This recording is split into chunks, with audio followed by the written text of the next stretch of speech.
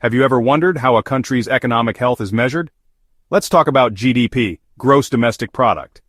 GDP is the total monetary value of all goods and services produced within a country's borders over a specific time period, usually a quarter or a year. It tells us how productive an economy is and helps governments, investors, and policymakers make informed decisions. There are three main ways to calculate GDP. 1.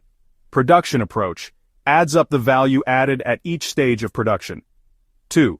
Income approach sums up all incomes, wages, profits, rents. 3. Expenditure approach. The most common GDP equals consumption plus investment plus government spending plus net exports. In 2024, global GDP growth slowed due to inflationary pressures and geopolitical tensions, but tech-driven sectors like AI and green energy saw significant expansion.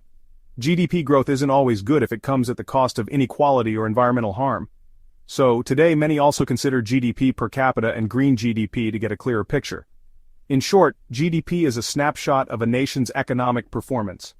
It's not perfect, but it's one of the most widely used tools in economics.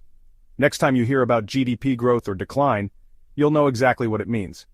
Professor Rahul Jain. Learn, understand, grow.